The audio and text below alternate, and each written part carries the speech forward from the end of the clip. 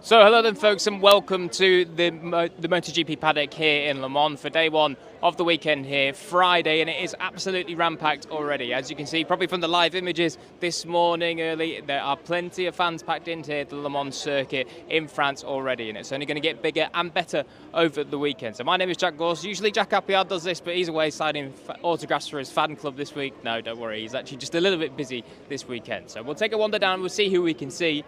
But already this morning, the action's been pretty good, hasn't it? Very, very close. Not so much at the top, actually. It was Jorge Martin by about a quarter of a second from Pedro Acosta this morning. But throughout that, there was lots and lots of riders all within that kind of half a second range of the top time. And one of them, as we do say, was Pedro Acosta once again doing ridiculous things on his MotoGP bike. And then behind was Maverick Vinales, very, very close indeed. So Maverick hopefully showing once again that he's going to have a good weekend. Of course, the ref wasn't the best weekend for Maverick after that fantastic victory just the round before, but hopefully we'll see Maverick get back on form here in Le Mans. This, of course, is the place where he was looking really good last year, but then unfortunately did have that rather dramatic tangle with Pecco Bagnaia, and unfortunately just crashed out. We can see down here, certainly not a bad place to grab your lunch, just outside Marco Bezzecchi and Fabio Di Gianantonio's team. Give the wave of camera, guys. Thank God, very cute indeed.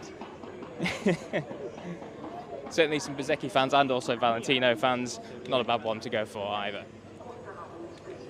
So, as you can see then, it is pretty busy in the paddock down here. And this morning, one of the hot topics was certainly Marc Marquez out of the traps really quick, down to fantastic lap times pretty early, but then just seemed to kind of go about his work and do some of the more sensible stuff, shall we say. So Marc down in 9th, I believe, on the times at the end of FP1 this morning, but definitely not too bad. It looks like Marc really is on it here this weekend, and well, it's not much of a surprise after last time out in RF with just how competitive he was there. Of course, almost taking that race victory away from Pecco Bagnaia before Pecco came soaring back at him.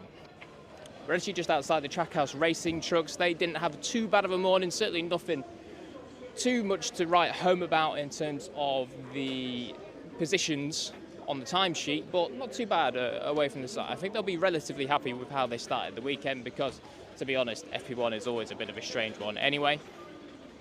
But just looking down here, there's actually not too much going on. So we'll maybe have a quick spin around and go back up and bring you up towards some of the hospitality areas. We are a little bit later doing Inside the Paddock today than we usually are because of the special press conference. You may have seen about the regulation change that's all coming for 2027. We had a special press conference for that going on, so we are a little bit late. And some of the riders, well, they've already gone for lunch because they're on a bit of a tight schedule indeed.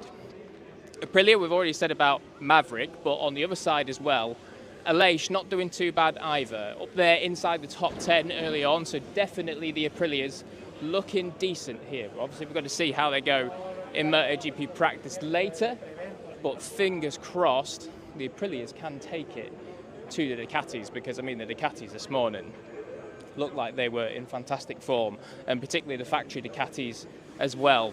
Pecco and Anea.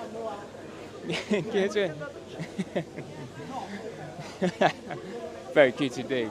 Pecco and Anea this morning, certainly not doing too bad at all. Who have we got behind? We've actually got Aleix. Let's see if we can grab Aleix for a real quick one. Aleix, how was it this morning? All okay? Yeah, sunshine, Le Mans is always good. Always welcome. So it was full of people already to be Friday, so very happy and looking forward to the next session. Oh, good luck this afternoon, Aleix. As you can see, total chaos with the photographs and autographs. I better get out of the background of some of them because no one wants to see my mug in the background of the shot. The only one, Aleix Herve, of course. But yeah, as you say, Aleix highlighting once again just how many people there are here in Le Mans. Actually, last night already on Thursday, just have a peek down the Grassini garage to see if Alex or Marc are here. I don't think so at the moment. But last night, Thursday, there was a special program put on by Canal Plus, a French broadcaster, and it was absolutely fantastic. They reckon several thousand people were packed into the grandstands on the main straight there. Oh, Raul, could we have a quick word? Is that all right? I have to leave. Okay, no worries. So, Raul's going to go for his lunch, no worries at all. We'll let him carry on. But Joe Amir behind him as well. But as we do say, the special program last night, Thursday, on the main straight here, was absolutely fantastic, as I think I'm just being told to turn around. There, of course, Carmelo Espeleta and George Viegas. But yeah, plenty of people already here in Le Mans, as there always is, and revving the nuts off the bikes. Absolutely fantastic. I think it was literally all night last night. All you could hear from the campsite was not only just singing and cheering, but also motorbikes on the rev limiter already being exploded before the weekend has even began. But that is the atmosphere that we have here in Le Mans. It's a proper party atmosphere this round. Certainly one of the best to come to if you do want to go to a bit of a European away day, if you're from the UK or from wherever else you are from. Le Mans really is one of the best events to go to. See if just anyone else is coming up that we can grab a word with. At the minute, doesn't look like it.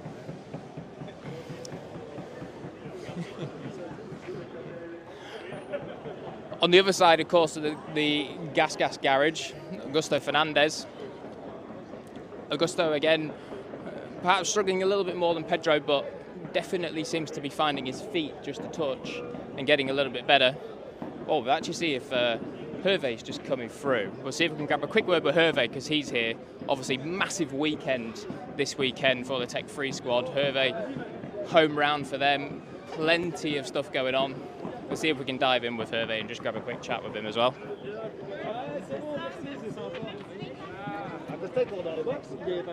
Herve, yes. Extremely busy weekend. How's it going so far? You know, busy like that is a pleasure. You know, because when you do something, you like to have people around you, supporting what you're doing. We're gifted by the weather, you know, so far.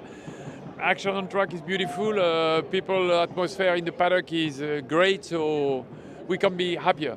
Must be your favourite race for sure. Yeah, this is an incredible event, thanks to Claude Michy organization and everybody playing the game. So now we're extremely happy. Well, enjoy it and good luck for this weekend, Herve. Merci Hervé.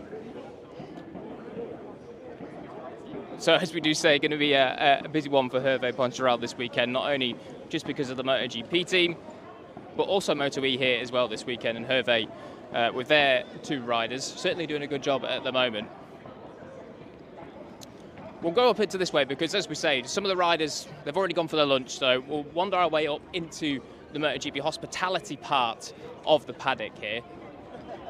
And I believe we can go down this way because I don't know if you've ever seen the hospitalities. Probably Jack Appayard has showed you them plenty of times before. But they are massive and they're pretty cool, to be honest.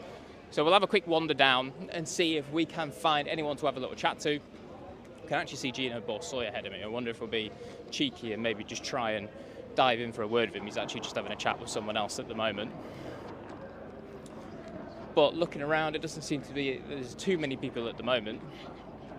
Obviously, we need to touch on the home heroes this weekend as well. Fabio Quartararo and Johann Zarco certainly doing, well, their best to try and put on a display for all the home fans. I mean, as we say, last night and also just today anyway, in the grandstand, I think about 60 or 70% of the grandstand is full of blue number 20 hats, and certainly a smattering of Johann Zarco number 5 hats in there as well. So certainly doing a good job. But Fabio this morning just struggled a little bit. Obviously, we know the issues that Fabio is having, but hopefully they'll be able to turn it around for MotoGP practice this afternoon, because he was down in 20th this morning. I think he had a couple of issues running off track as well. Johann Zarco also down there. We know that the Honda's struggling, but he was top Honda and a decent little chunk quicker than the rest of the Hondas. So Zarco doing a good job to put on some kind of performance for the home fans.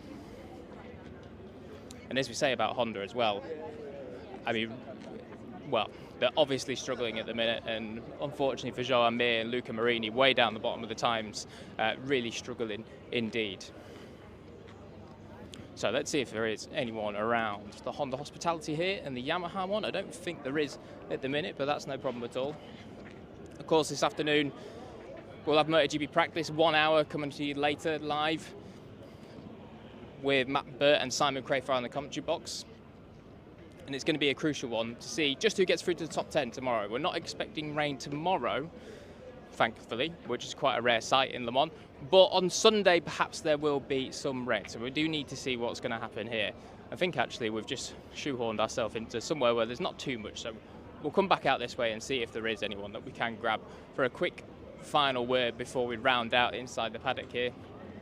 But as we say, perhaps a little bit of rain on Sunday, which is not going to be ideal. I mean, last time I checked the forecast, it was saying around 2 o'clock, which is the exact start time of the MotoGP race, which certainly wouldn't be ideal, but we'll have to see how that one goes. Of course, you need to let us know who you think will be one of the favourites this weekend. Of course, I think a lot of people will be going Marc Marquez for this weekend. He's looking pretty good.